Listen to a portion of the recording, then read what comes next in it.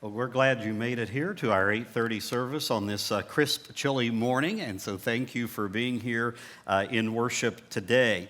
Have you ever thought about how you might be remembered? You ever thought about how some people might reflect on your life when you are gone? Now, I know we do that with funerals and at memorial services, and people give eulogies, and we have conversations at funeral visitations about people who have passed away. Cornelia June Rogers Miller died 4 years ago this month in North Carolina, and her obituary was published in the Cherokee Scout, the hometown newspaper of Cherokee, North Carolina.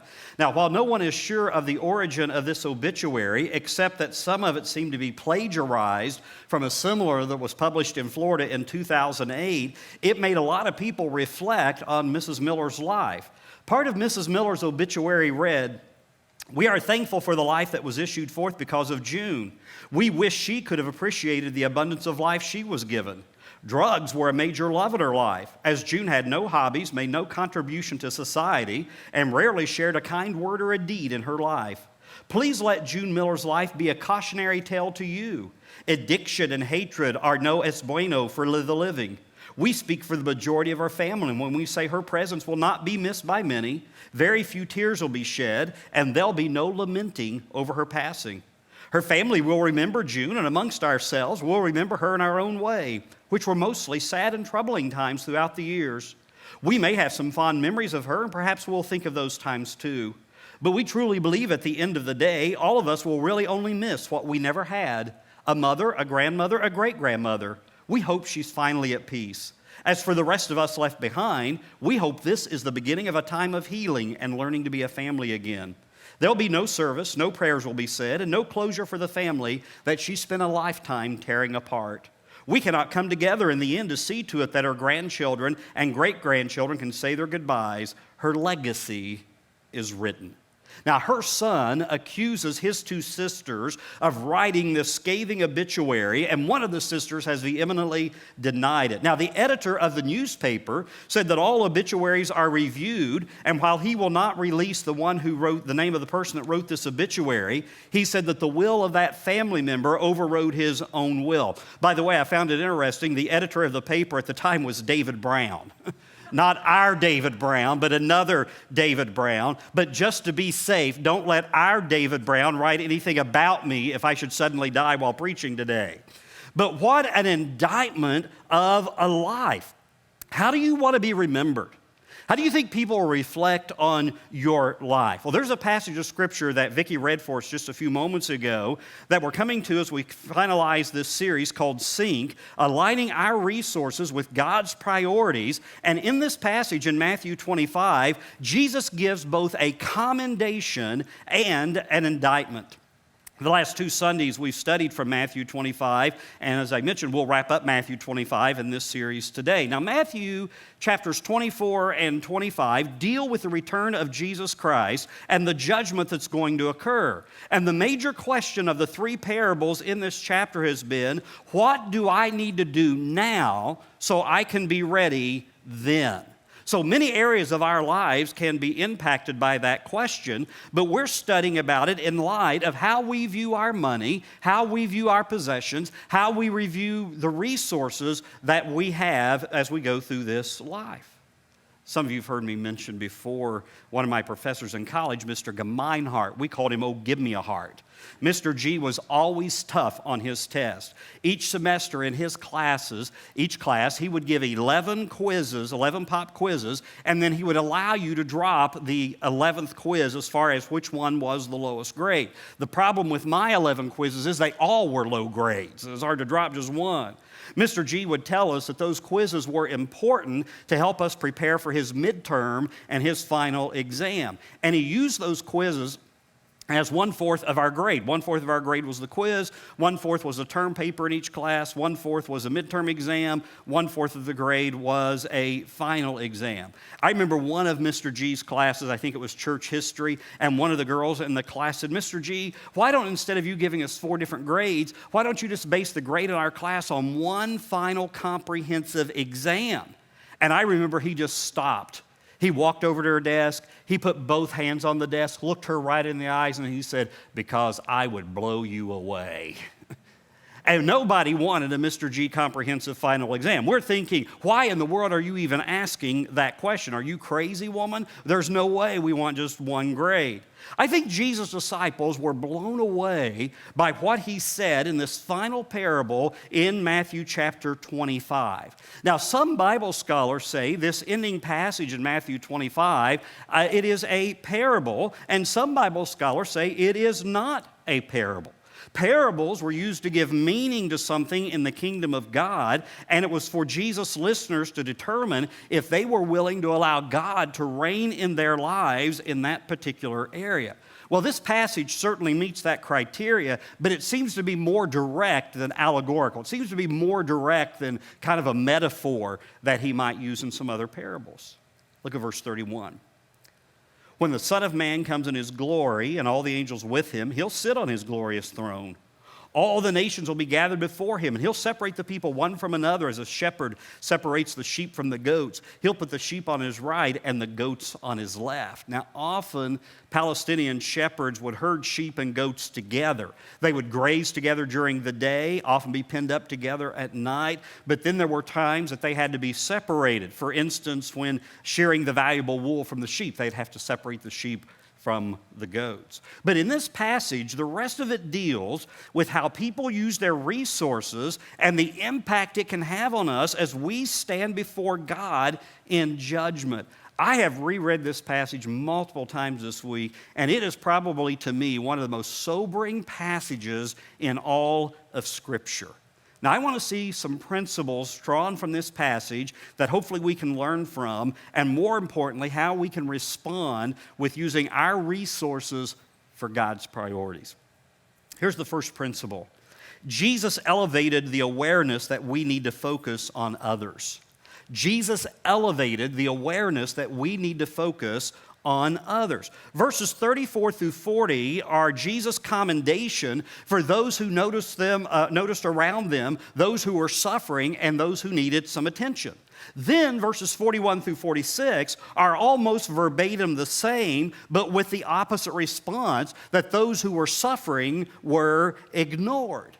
Now, the basic needs of humanity are food, clothing, shelter, and acceptance. In the two responses in this passage, one where there was a positive response and then one where there was no response, Jesus mentioned 6 behaviors that require large amounts of personal time and money. And time and money are the two most precious commodities we have.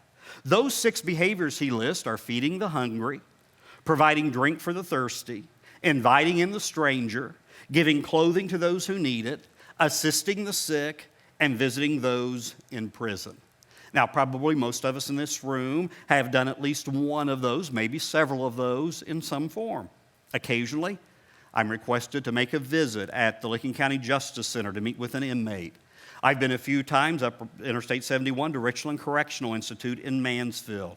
I've made thousands of hospital visits over the years, but I can't really say I've looked after the sick. I've given clothes away to places like Leeds and Salvation Army and Vertical 196, and you probably have too. But it's our inclination to make sure we have what we want, and sometimes to even avoid situations where we can be placed in that awkward moment. How do you handle those times when you're in the car, you're stopped at a traffic light, and somebody knocks suddenly at your window, and they're standing there holding a sign that says, "Homeless, can you help me?" You know, those are awkward. I have to admit, I don't handle those moments very well. I give the perfunctory smile. I give the Christian glance, turn my head, try not to look at them. In Jesus' day, those that were hungry, those that were thirsty were quite prominent. Finding somebody that needed assistance was not difficult. Remember one time Jesus told the parable of the Good Samaritan who took care of a man who had been wounded and who had been robbed. The Good Samaritan even left extra funds so that the victim's hotel and medical expenses could be paid. But I want to encourage you to do something this week. Sit down with those in your household and determine what you can do to help someone. Now, here are just 2 reasons to do that. One is help someone to express the love of Christ practically. Help someone out so you can express the love of Christ practically? Is there one thing you could do this week with a resource you already have just to help somebody in need? I remember last week after the second service came up to me and they said, hey, I have a snow blower that we have not used in years, and we have a brand new snow blower, but the older one is actually in great condition, and we would be willing to give it away to somebody in the church if they need it to help move the snow away. And I said, yeah, I'm sure we can find somebody. It fits Barb's hands really nicely. Some of you will catch that in a moment. A second reason for this is spend time to get focus off yourself occasionally. Spend time to get focus off self occasionally. You know, the Bible is full of one another statements. Love one another, pray for one another, serve one another, encourage one another. What if you made it a goal this week to do 2 or 3 things that you could do for somebody else in this calendar year? Maybe it's as simple as providing a gift card. Maybe it's giving something away that you're not even using right now to somebody who could use it. Proverbs 11:25 says, a generous person will prosper. Whoever refreshes others will be refreshed. Now, all the ways that Jesus listed in this passage that you could help somebody requires time, it requires energy, it requires effort, it requires you to review and to assess your own resources. Now, in Jesus' day, travelers often didn't have a hotel where they could stay. So they'd be dependent on the kindness of others to host them in their homes. We know there were some places to stay because Mary and Joseph went to Bethlehem and they were turned away from an inn. But need to remember, it wasn't like you can pull off an exit today and there are hotels, several hotels at every exit. That was not the situation in that day. Jesus encourages listeners to take in the stranger. Have you been watching the news about Texas and about the snow and the cold they've had here in the last several days? There was a family that took in a delivery driver. They had ordered their Valentine's Day dinner to be delivered, and the snowstorm was getting so bad when the delivery driver got there, she got stuck in the driveway, and the delivery driver spent 5 days with that married couple in their home, and they provided shelter and clothing and warmth for her because they were unable to get her car out of the snowdrift. Now, I did finish reading the article this morning that she ended up, this lady does her own catering. She ended up making them a gourmet meal every night with the food that was in the house because of their kindness to this woman whom they had never met. Or have you read about how the late Alex Trebek, the host of Jeopardy, gave his clothes away to men who had been previously incarcerated, and some people who had been homeless, so that when they went to interviews to maybe where they could get some kind of business job that required coats and ties, that they would have them to wear. One man this past week got a job. He was wearing one of Alex Trebek's suits, and he got actually a very lucrative job, and he said, I'm going to pay all of this forward, and each pay period I'm going to buy a piece of clothing and I'm going to give it away to somebody who needs it. So find something in which you can participate that highlights the needs of others. I would encourage you, email Matt Hayden here at church, or maybe go directly to the website of Vertical 196, the Ministry to the Homeless in Newark. Just one practical place that you could serve or you could donate. Jesus elevated the awareness for us to focus on others. Here's a second principle from this passage, and that is Jesus advocated for the poor, but he accepted the wealthy. He advocated for the poor, but he accepted the wealthy. Now, we sometimes give the idea that Jesus was against anybody ever having resources, that Jesus was just anti-money, he was anti-possessions, and preachers, honestly, have been very guilty of sometimes propagating that idea. And we'll sometimes point to something in the Bible like the rich young ruler, the only person that Jesus ever said needed to give away all he possessed. That's the only time Jesus said that to anybody. And the reason he said that to that rich young ruler was because that man loved all of his possessions more than he loved Jesus, and a drastic reversal was needed in his life. Now, Jesus' parents were poor. They couldn't even afford a sacrificial lamb to go into the temple after the birth of Jesus. They could only afford 2 pigeons or 2 doves, which were the allowable sacrifices for the very poor in that day. Remember, Jesus basically became an itinerant preacher, with himself saying, the Son of Man has no place to lay his head. we never hear of his earthly father Joseph after Jesus turns 12. Most likely, Mary had become a widow, which typically meant in that day to live in abject poverty, especially as she's trying to raise several children. But there's some people that will point out a verse regarding what Jesus said about the poor. And there's a couple of views about it. One is that everything you should have extra, you always ought to give that away. And the other is that since the poor will always be with us, we'll never be able to address all the needs of the poor, so we shouldn't even try. But Jesus did say in Matthew 26:11, the poor you will always have with you, but you'll not always have me. Now, I hear that quoted sometimes, but most often it's quoted out of context. I recall somebody here years ago telling me, we all live at different levels of poverty. Have you ever thought about that? We all live at different levels of poverty. That's somewhat true. You know, you're always going to find somebody else wealthier than you. I guarantee you could probably look around this room and you could say, I bet they're wealthier than I am. I bet you there's somebody in the next service or the third service that's going to be wealthier than you. There's probably somebody in your neighborhood that you already know is much wealthier than you are. But you're also going to find others who always have less than you. You can look in your neighborhood and say, I know they don't have near as much as what I have in money and in possessions. Now, I don't think Jesus is advocating socialism and that we all are to live with equal incomes and equal amounts of possessions. Jesus one time said a laborer is worthy of his hire. Last week in the parable previous to this one, we talked about the three who were given different amounts of money to oversee, and Jesus said each was given according to his ability. Not everybody has the same ability with money. Not everybody has the same ability with their possessions and their resources. But when Jesus said, the poor you'll always have with you, it is in the context of when a woman anointed Jesus with a very expensive perfume, and some of the disciples begin to object of her waste of this expensive perfume. The expensive perfume was so expensive, it was worth a whole year's wages. It'd be like somebody today going out and buying a jar of perfume or something, and it'd be worth about $50,000 and then pouring it down the drain. And somebody said, why in the world did you do that? You just literally poured $50,000 down the drain. But this money, the disciples said, could have been used for the poor. Now, there's specifically one disciple that objected more than the others, and that was Judas. But remember, Judas was treasurer of Jesus' disciples. And the Bible gives us a footnote. It says he was keeper, and he got his hands into the money bag. You see, he really wasn't worried that the poor were going to get it. He was worried he wasn't going to get it. It wasn't going to be available for him to steal as he was already stealing from Jesus. Now, this was also the day before Jesus' crucifixion. He's preparing to leave this earth. He knew he was going to be leaving his disciples, and this expression of love given by a woman who most likely had received forgiveness from Jesus was her tribute to him. But Jesus also associated with some who were very wealthy. Zacchaeus. Remember Zacchaeus climbing up into a tree, and Jesus had come down from there. I'm going to go to your house and have lunch with you. Zacchaeus was wealthy. Mary, Martha, and Lazarus, from what we can tell, Jesus retreated to their house often, and they had ample resources to provide for Jesus and his disciples.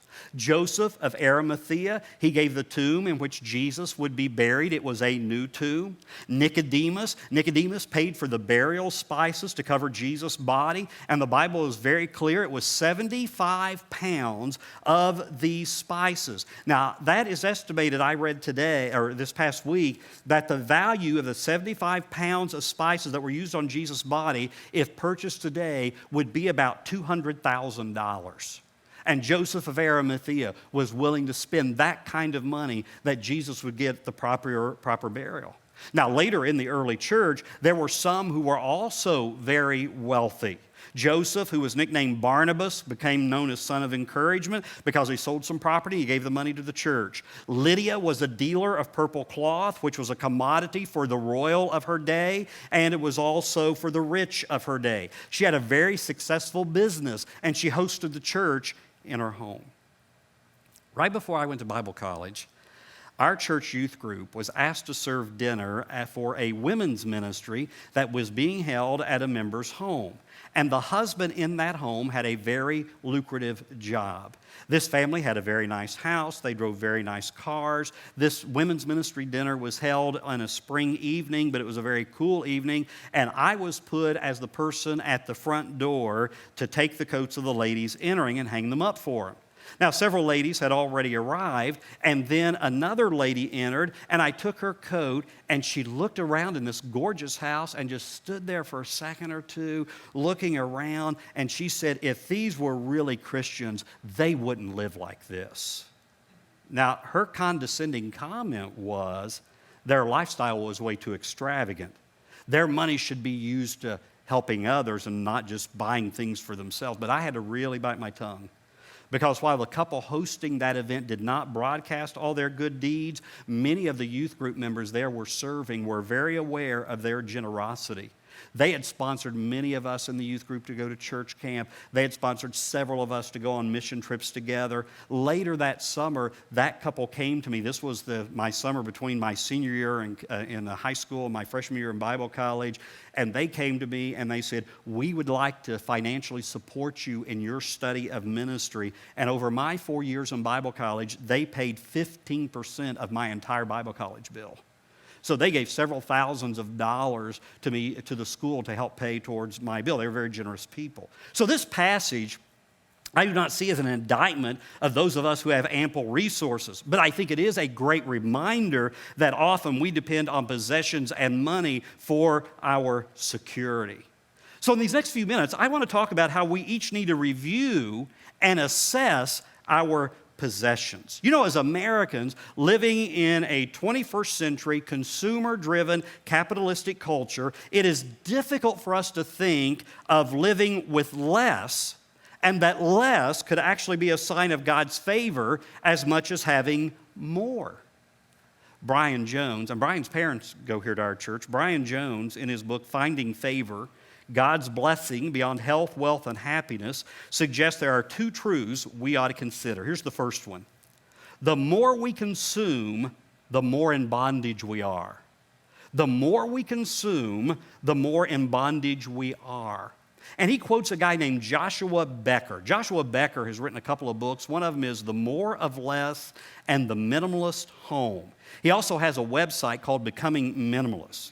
Now, I'm not suggesting, by the way, everybody here needs to go home and put your house on the market today and downsize and get rid of all your belongings except for enough clothes to wear for a week, or that you need to build one of those tiny houses. Have you seen those tiny houses that you need to build one of those? You know, some of you are thinking, listen, my house is a lot bigger than that and there's still not enough room. Sometimes we need our space. Now, I am suggesting that we need to become more keenly aware of our consumerism, and that in relation to this passage, I think we very often can show the love of Jesus easily and practically. Becker notes some interesting statistics. He says there are 300,000 items in the average American home. If you counted everything you have in your house, that's from paper clips to pencil to shirts to pants to shoes to cars, you'd have 300,000 items in your house. 1 out of every 10 Americans rent off-site storage to store their belongings. 25% of Americans with double-car garages do not have room for either car due to all their other items being stored there. Have you ever seen that? You drive by somebody's house, the doors are open, and it's just stacked full, and they can't even get their cars in there? I know, I've gone from preaching to meddling. I understand that. The average American, by the way, he says, throws away 65 pounds of clothing annually. We throw away, on the average, per person, 65 pounds of clothing. What could you do with some of the extra that you have at home right now to show the love of Christ in a practical manner? How many TVs do you have? How many microwaves do you have? How much clothing do you have that you rarely wear or you never wear? Matthew 25:40. The king will reply, truly I tell you, whatever you did for one of the least of these brothers and sisters of mine, you did for me. Give something away this week to help somebody else who needs it a lot more than you do. Instead of it becoming clutter in your house, in your closet, in your garage, or you're just being held to bondage, learn to give it away. The second truth Brian Jones lists is the less we own, the more freedom we have. the less we own, the more freedom we have. Now, the Bible, we know, reminds us you cannot serve both God and money. Possessions, if they become our focus, then our hearts begin to crowd out the one before whom we're going to stand one day and give an account for all we had while we were on this earth. At the minimum, aligning our resources with God's priority means a full assessment of everything we have and how are we going to use it. Are we helping somebody who needs it? Now, for some people, it may mean a downsizing. It may mean reviewing things that you have in your house that you really don't need. It's doing an audit of everything in your household. Jesus wants us to reach out to those who have needs and to do what we can. Many of us can help others with resources we actually already have in our possession. Here's the third principle. Jesus indicated that how we use our resources reflects our faith. Jesus indicated how we use our resources reflects our faith. 2 times, Jesus used a phrase in this passage, the least of these. The least of these. Now, based on what Jesus said in verses 40 and 45, what we do or do not do is reflective of how genuine our faith and our behavior are. Now, in today's world, we're really, as Christians, not going to make a lot of difference with theological arguments. Church programming is good, but that's not going to convince people they need Jesus in their lives. Big events at churches and Christian organizations are going to attract people, but that's not going to change a lot of people and how they see that we live our faith to reflect Jesus' priorities with our resources. Impressive facilities are nice, and we should maintain them with excellence, but that will not answer the questions that many are asking today. Are you feeding the hungry? Do you care for the sick? Do you love your enemies? Are you welcoming strangers? That challenge Jesus gives here to us in Matthew 25, verses 31 through 46, is individual. Some of the people in this story are rewarded, and some people are condemned. But those rewarded were individuals who were doing something. Now, they didn't feed everybody, but they fed somebody. They didn't give clothes to everybody around them, but they gave clothes to somebody. They didn't minister to every sick person they knew, but they ministered to some sick person. And it's easy for us to rationalize that if we're not making a huge impact, we probably aren't making any impact at all, and that would really be wrong. One person helping another person is where the love of Christ most often shines at its best. We'll be held accountable for how we use our resources and how we connect them with God's priority. There's a little book out called The Hole in Our Gospel, H-O-L-E, The Hole in Our Gospel, written by Richard Stern, and he paraphrases Matthew 25 this way. For I was hungry, but you went out to eat again. I was thirsty, but you drank bottled water. I was a stranger, and you wanted me deported. I needed clothes, but you needed more clothes.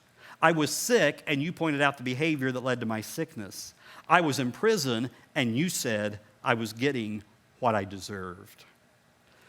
We have a ministry at the local laundromat here in Pataskala. By the way, I heard of one church that does the same thing we do, and they call their laundromat ministry Love and Suds. Thought that's pretty neat. Now, our ministry is quarterly, and it's done on a Wednesday evening. Several of our members go to the laundromat, and they are armed with cash and coins to help people pay for their laundry. Many of the people that use that laundromat are in apartments, some of which are subsidized housing, and for some of those people, the funds are limited. Matt Hayden told me this past week that the volunteers in that ministry, one, is they offer to pay for people's laundry. Number 2, they offer to pray with them about any needs they might have. And number 3, they just help them do the logistical things like switching their laundry from the washers to the dryers and carrying it from their cars into the laundromat and carrying it back to their cars. Now, not everybody who uses a laundromat is struggling financially.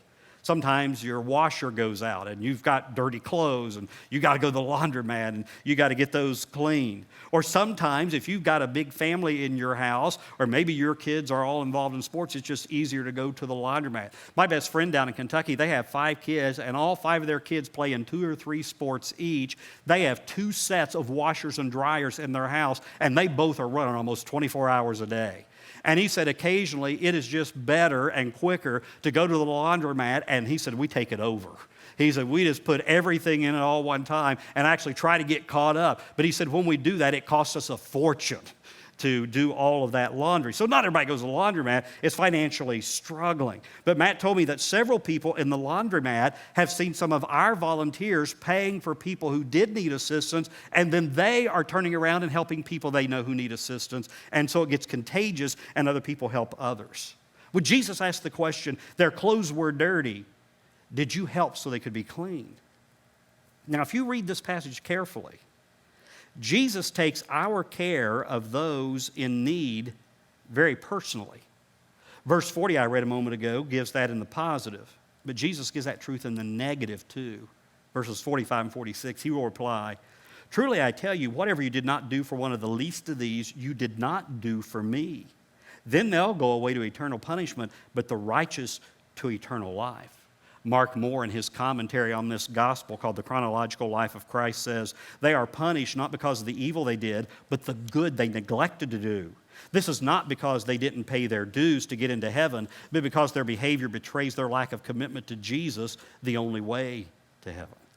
So how are the resources you have reflecting your faith in Jesus Christ? Is your life more about what you can get and how much more you can accumulate, or is it about taking what you already have and allowing God to allow you to show you ways that you can use it for others? Now, for those with children still at home, what are you teaching your children about resources? What are you teaching them about resources and aligning them with God's priorities? Do you keep adding things to the rooms, or do you require some give back on their parts when they want the latest, greatest new gadget? Do you ever say anything about the one you just bought for them 2 weeks earlier? Are they keeping it? Are they giving it away? Does things end up in a drawer or closet and unused? Now, I know there has to be some balance, but many of us swing the pendulum towards ourselves a whole lot more than we do towards God. So I read this passage and I think one day I get ready and I'm going to stand before God, and I have in my mind my religious resume. I went to Bible college for 4 years. I have a degree in Bible communication, preaching, and speech. I even have a master's degree in Christian leadership and emphasis in preaching, and I did that in my late 40s and early 50s. Pretty impressive. I've preached at the same congregation for over 30 years. I've been preaching almost every Sunday since I was 18, so that's 40 years now. I've seen about 1,200 people come to Christ in my ministries. But then I stand before God, and it's my turn in line, and God pulls out his celestial iPad, and he pulls up my name, and he looks and he says, Paul, fairly impressive resume, but I have some questions for you. We're going to do a final audit of your life. And I stand there and say, oh, you mean God like a test? Well, somewhat. Maybe it's just more like an audit of your life here on earth. And I say, oh, okay. And God says, oh, are you ready? And I go, do I have a choice? He goes, oh, no, it's not a Mr. G multiple choice test. It's not that kind of test. He says, do you remember the time the lady's car broke down in Catlettsburg, Kentucky at the traffic light, and you had just had your driver's license for a few days? And I stand there before God and go, yes, I do. I remember that. I jumped out and helped her push her car out of the traffic for her safety. Well, Paul, that is really good, but I think she did more of the pushing than you did. But you did try, and so I'm going to give you an A for some effort. Paul, do you remember going to the hospital and staying overnight, sitting next to a patient who had been severely injured in an accident, and you stayed there for 8 or 9 hours throughout the night, holding his hand and praying with him multiple times through the night? Yeah, God, I do remember doing that. It was a very long and tiring night. Well, Paul, it was good that you went there, but I'm wondering if your motive was more for accolades of ministry than it was really ministering to somebody who was hurting, but pretty good job. And I stood before God and go, whew, I barely passed on that one. Do you remember the opportunity, Paul, that you had to help support the local crisis pregnancy center so the unborn could be protected? It was your last year on earth, and I don't recall seeing anything about your doing something about that. Well, God, you know my last year on earth, 2020, was a bad year. I mean, it was a bad year for everybody. It was a pandemic, and I wasn't sure if I should do that. Paul, you should really carefully review your resources and your motive.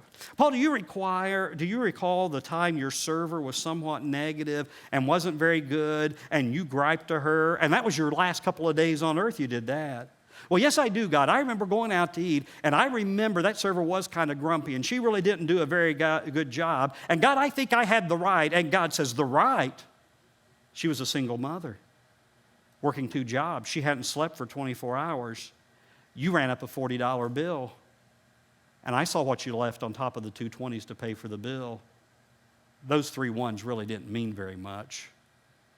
One more item, Paul. I noticed you purchased quite a bit of clothing the last year. You had a lot of nice clothes already in your closet, except for that one pair of jeans and ratty t-shirts your wife's been asking you to throw away for 10 years, and you wouldn't throw it away. You know she's right. Oh, God, yeah, of course I knew she'd be right about that.